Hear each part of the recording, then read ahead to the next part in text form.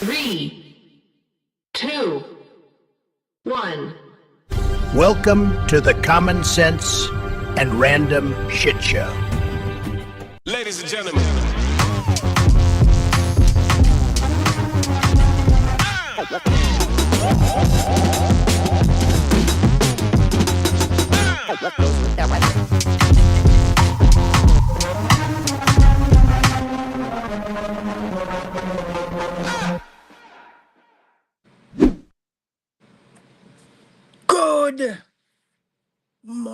Good morning, everyone. Happy Friday. And for you normies, TGIF, I guess. I work tomorrow, so I guess I'll be saying TGIS. Anyway, Fernando Rivera Jr. here, your friendly neighborhood conservative, ex-convict. Yes, this guy with the common sense and random shit show. Because this is a shit show. Everything's a shit show. Anyway, no politics. Sort of. There's one video that's kind of politics, but not really. Gang life. Yeah. This guy right here, this very handsome 54-year-old, in decent shape, I guess, retired professional fighter, MMA. Yeah, got punched in the face for a living. It was fun. Fun times. Fun times, I'm just saying. But anyway,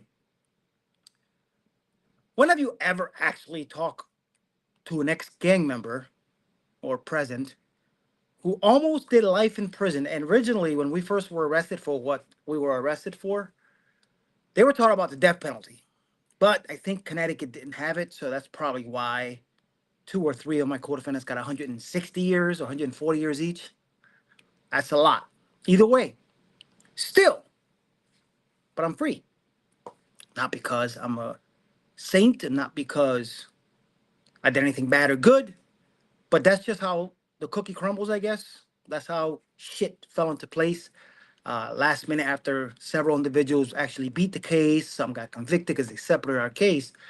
They said, you know what, just cop out the conspiracy, we'll drop the murder charges. I was like, gimme. I was already in jail 3 years. They were giving me 20, suspend that to 10. I had to just finish up the rest of the 10, do some probation time, then I'm done. I've been free 20 years, over 20 years now. And yeah, I didn't go back to the gang life. Almost did, though. It was tempting, but I didn't go back to the gang life. I was still involved, but there's a lot of misconceptions about gangs, even the gang that I was involved in, especially by the press. Sound familiar? The media. There's even a special years ago. I don't remember if I was in prison or if I was out and about, but I was working. Dan Rather, I think it was another 48 hours. I forgot what the name of the show. Actually did a show about the gang I was involved in. And he interviewed certain people. One of them is doing 13 life bids right now.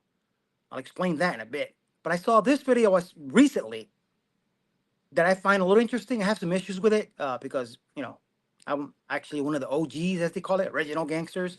The gang I was involved with was called Los Sólidos, the Solid Ones. It was mainly Hispanics, but it wasn't just Hispanics, which you'll see. We had them all.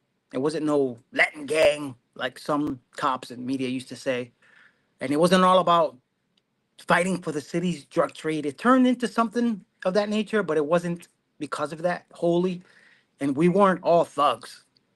I'm just saying, a lot of us actually worked, had jobs, and some college, or even some people into politics. Let's just not get into that completely. But anyway, check out this short. Somebody put it out. I'm not sure when it was, but I have my 2 cents to say about that. We'll see.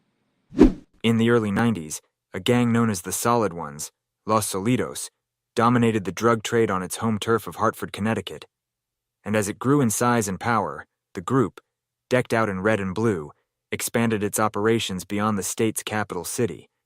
At its peak, Los Solitos boasted thousands of members, the majority young Puerto Rican men.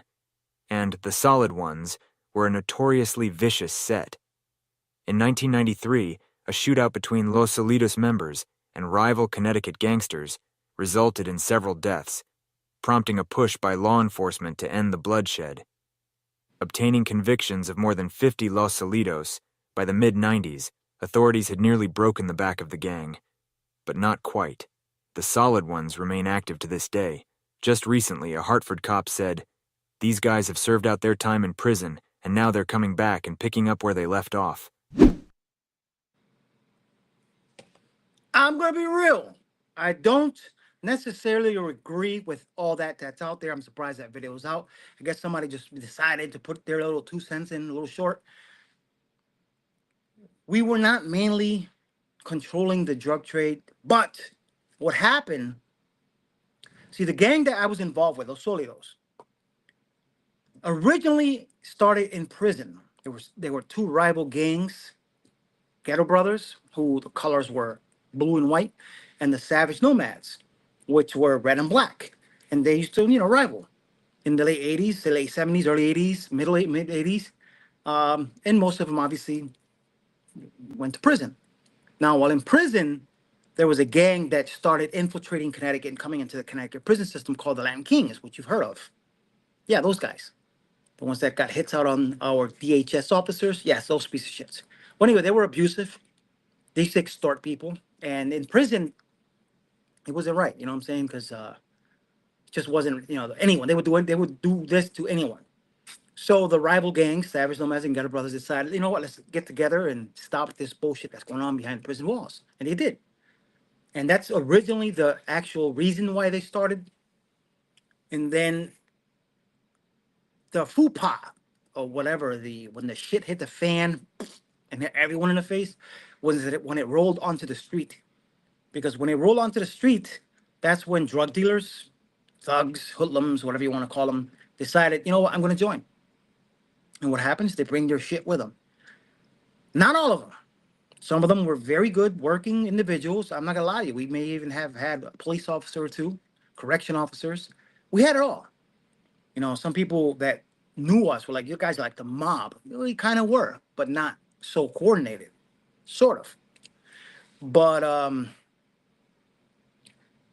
my involvement happened in 90.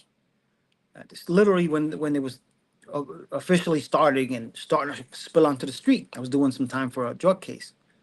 And when I got into the street, everybody I knew was involved. Everybody. People that used to be hanging out at my house, dated my sister, even women. We had women, yes. Las Solidas, sisters, we called them. And they were badass. They were, like I said, a few of them had jobs, worked in banks. They were their thing.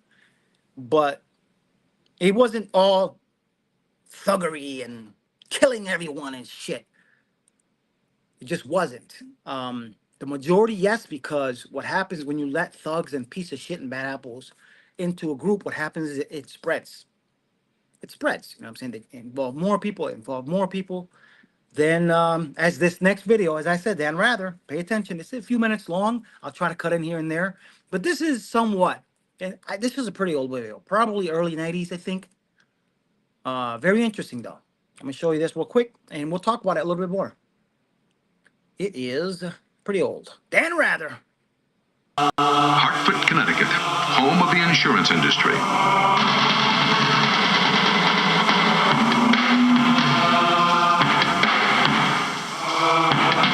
Get up, put it in the brain, and you don't feel no more pain.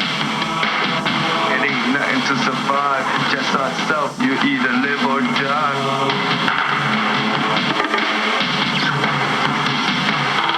Now other agents flourish in Hartford. Gang members whose policies are drugs and death.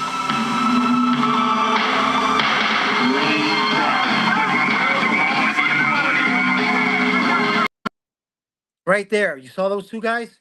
They weren't Puerto Rican. They weren't Hispanic. Just saying. There was less danger in this city, and others like it, even 3 years ago.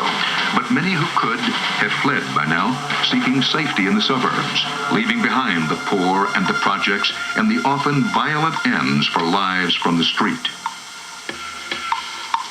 Pipe Santana. All that's left of this 24-year-old is his name.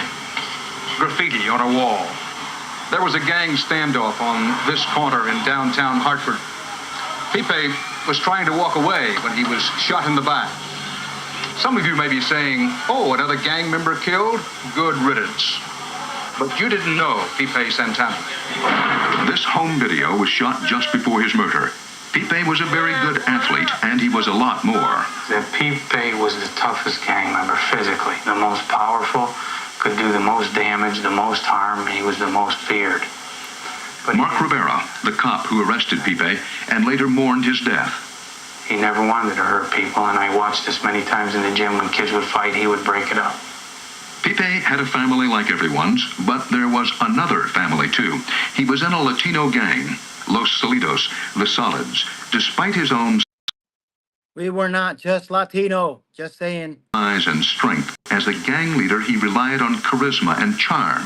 He had plenty of both, friends say, and that's how in high school he won the love of Maria Ayala, a young woman from a much different background.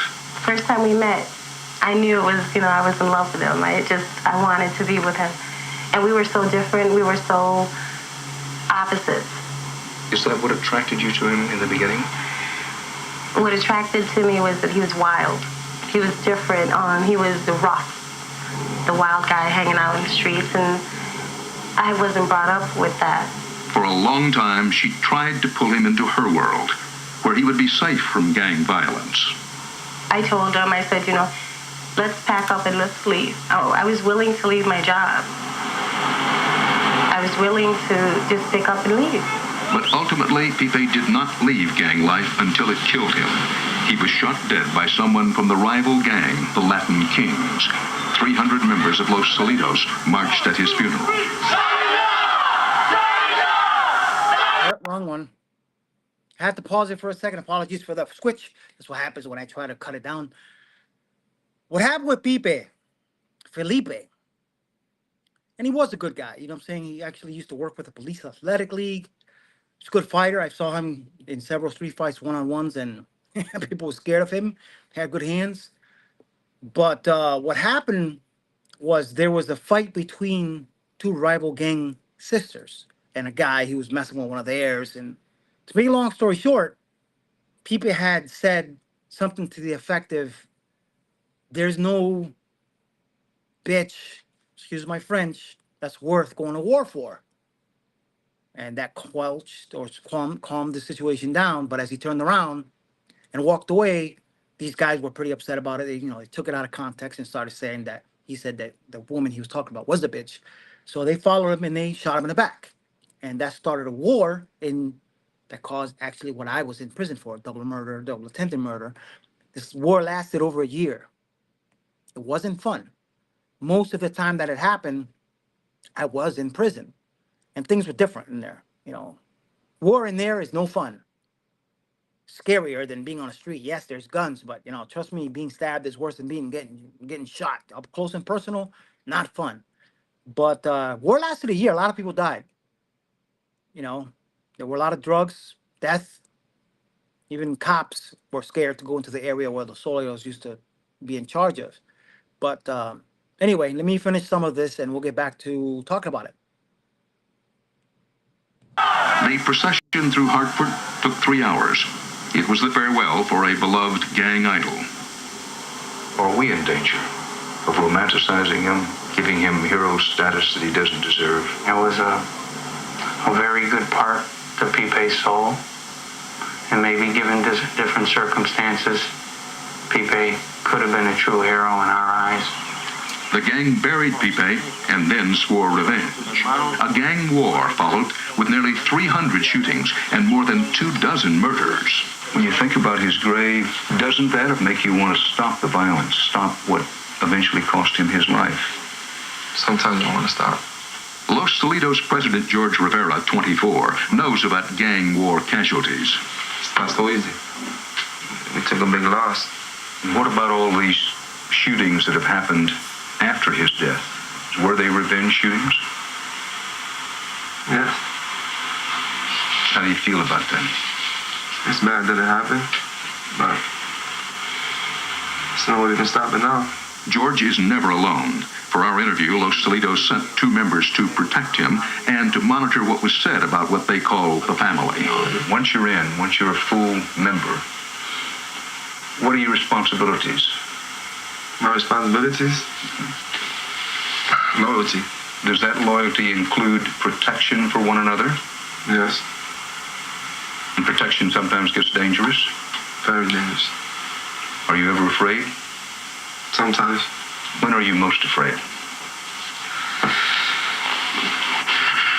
When I go home at night and think about the next day. This is South Hartford and a section of the projects that is Los Salidos territory. Take us on a normal day, we ask, and this is what happened. George and his driver went cruising.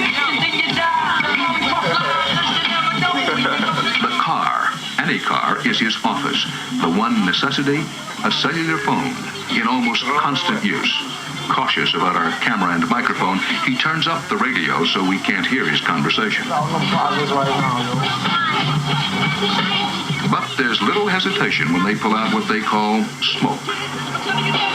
George is making what's called a blunt, a cigar split open, the tobacco dumped out, and then repacked with marijuana. Our ways are not the best ways, but they're the only ways. Got involved, got to get cut, got to cut off here. Hold on a second.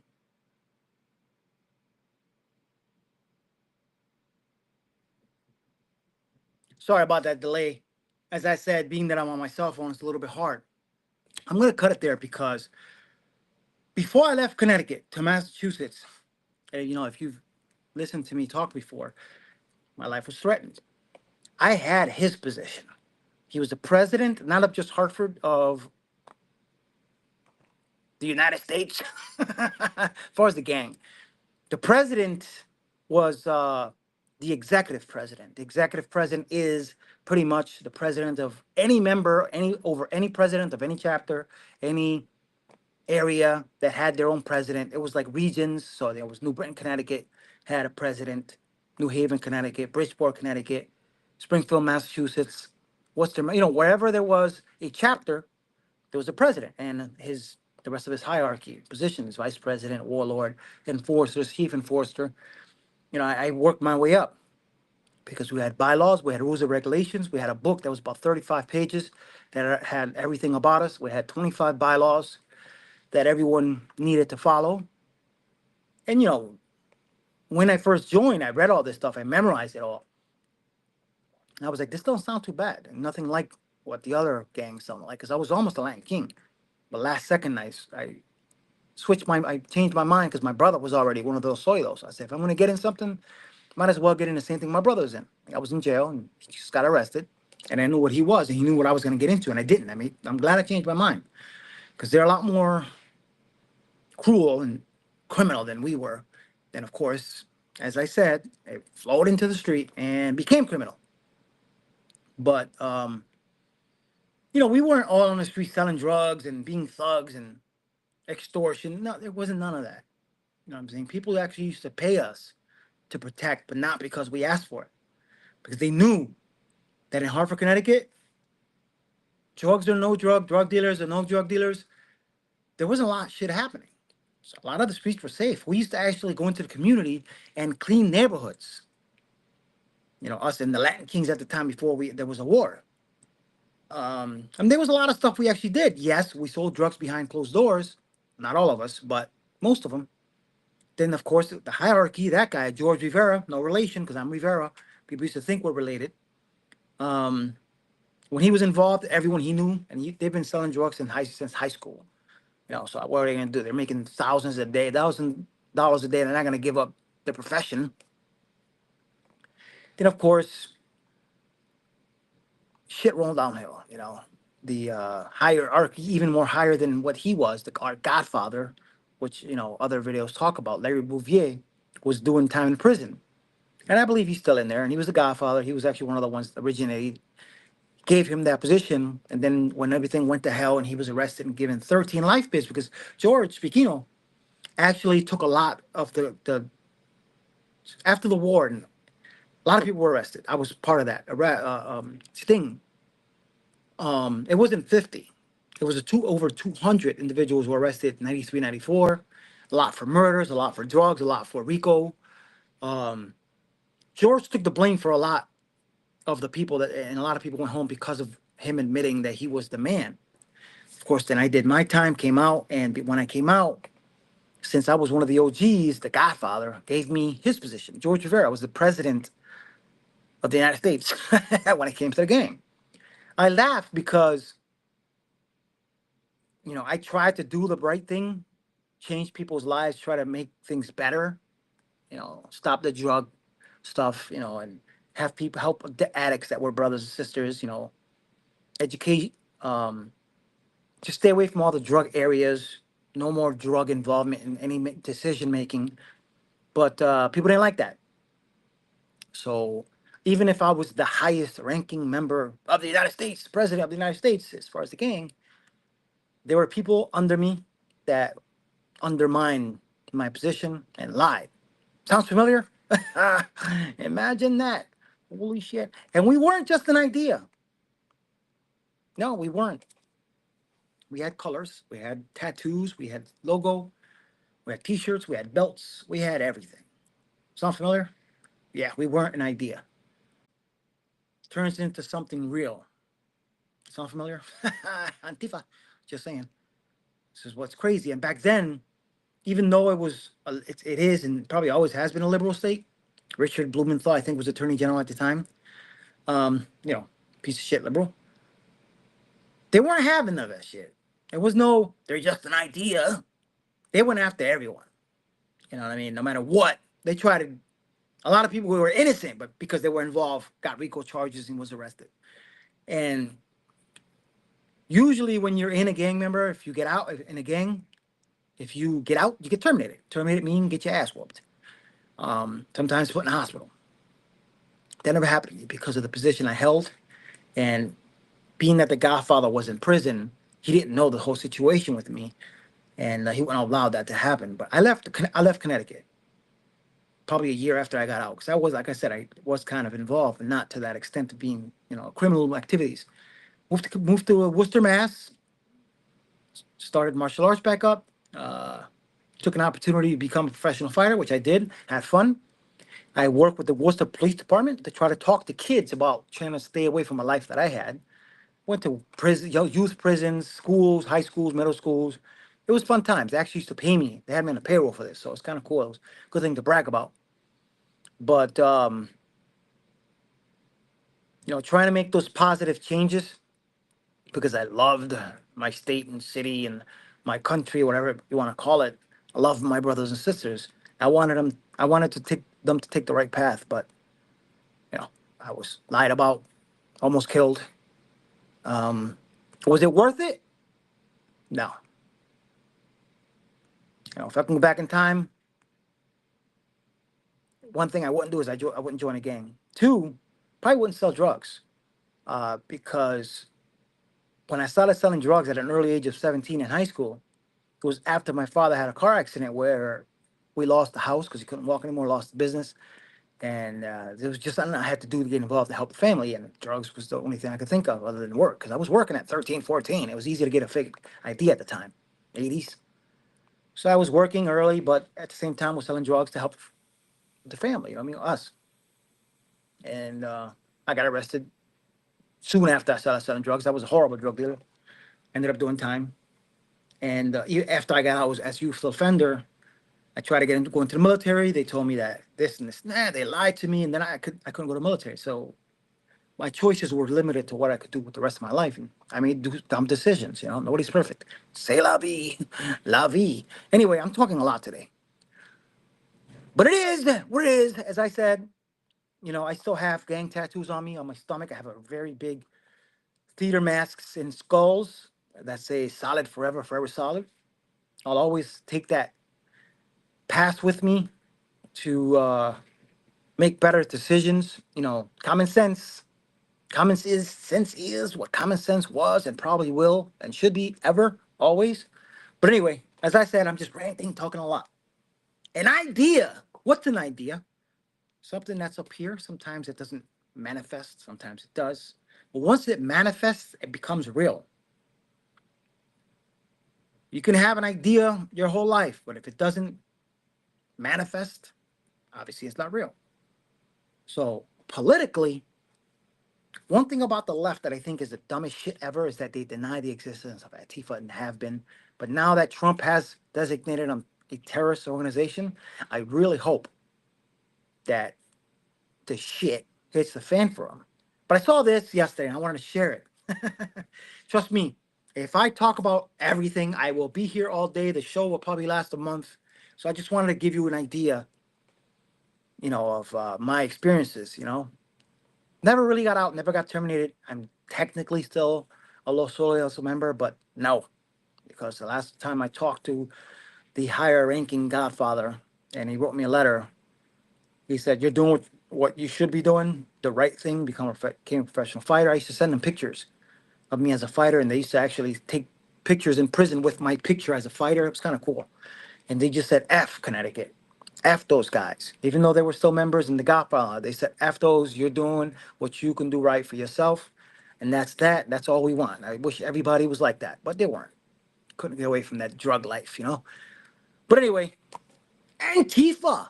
I wanted to share this since honestly, they're real. Second, they're a gang, but with completely different causes than what we had. We at least knew what we were doing. These people think they know what they're doing for what they're doing. I think. Is that the right way? But anyway, Freedom Toon's got a really funny cartoon. Thought I had to share it since I'm talking about gangs. Because let's be real, they're pretty much a gang. That's what they are, a gang against the government. It's just too bad they're on the wrong side. I'm not saying anything. I'm not saying I wish they were on our side, because they're pieces of shits. But check that out, this is funny. Just saying. And thank goodness Trump declared Antifa a terror group. No, Antifa's just an idea. Antifa isn't real. What? Who burned down all these buildings? An idea did. Those buildings were burnt down by ideas. Yeah, a bunch of us notions got together for a brainstorm session. Okay, who were those guys that tried to kill Kyle Rittenhouse? Idea people. Idea people? Some of our top notions. They said you could kill the man, but not the idea. We didn't know how wrong they were. So Antifa is just a group of ideas that riots. Yes, thank you. And has uniforms. These aren't uniforms. It's just clothing we uniformly wear. As a group of abstractions. We aren't an organization. Okay, so what exactly is the idea? I don't remember. Let's call headquarters to ask. Antifa Seattle, this is Lilith speaking. Hey, I'm arguing with a right-winger. What's our idea again? Okay, I'll tell him. Okay, our top idea person said you asked too many questions about our theories, so now we're gonna get a whole group of concepts over here and turn you into a memory. In theory? Like, in an argument? No, arguing is violence. We're just gonna kill you. Don't I have a right to know what the idea is that's killing me? Oh, right. It's anti-fascism. Isn't fascism just an idea? What? Fascism. It's an idea, right? How can you oppose it when it's an idea? No! Fascism isn't an idea. It's killed innocent people and has backers and organizers and funders. Like Antifa. Exactly! Yeah, exactly. So you admit Antifa's real? No. He's using the dark magic against us. Your rhetoric is violent! It's just ideas. I thought you were a patriot! I thought you were an American! America was Antifa when it fought Germany! But Antifa doesn't exist.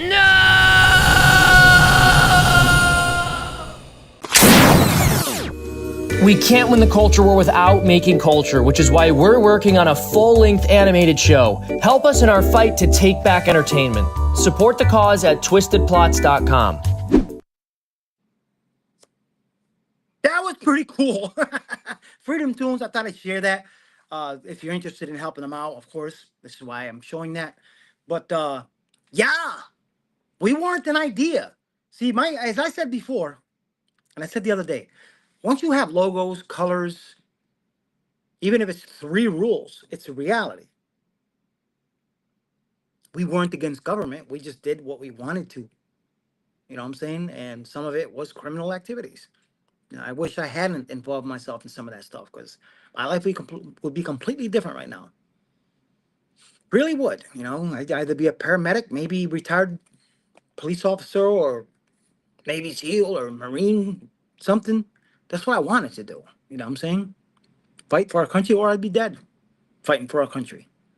But anyway, it is what it is. C'est la vie. La vie, that's life. Just saying. But anyway, thought I'd share that so people can, help. If anyone wants to support that cause, I think it's gonna be pretty cool. But anyway, as I said, you guys have any questions, please feel free to ask me. I'm open to talk to anyone. Write me, let me know what's up. My email is theconservativexcon@gmail.com. Write me on here, I'll get back to you. I do like getting back to people, anyone, even if it's only 2 people watching, myself and Michelle. Hi, Michelle. It is what it is. Want to get away from politics, even though at the end it's sort of politics, because it is what it is. Anyway, I won't be on tomorrow. Work, and work again. And I need some rest. I haven't been resting a lot. I've been a little stressed out, after my car broke down. Just a lot of shit, you know what I'm saying? But I gotta do what I gotta do. As I said the other day, the war in my head. You know what I'm saying? I'm not gonna let that war defeat me because of my heart. Love you guys. Thanks for watching. The 2 or 3 that have watched me today. Love you guys. Stay true to the red, white, and blue. I wasn't ready to say goodbye. Hold on a second. Anyway, there it is. Later, Michelle. Have a great day. Have a good Friday. I will see you guys Monday. Enjoy your weekend. Go Patriots! Well, maybe if they have, I don't know if they have a bye week. I don't know. Yeah, Patriots fan. Come on, Connecticut. You already know. Red, white, and blue. Patriots, like the rest of us. Yeah. Anyway, got confused there for a second. Had a brain fart. Or as I say, memory burp. Ladies!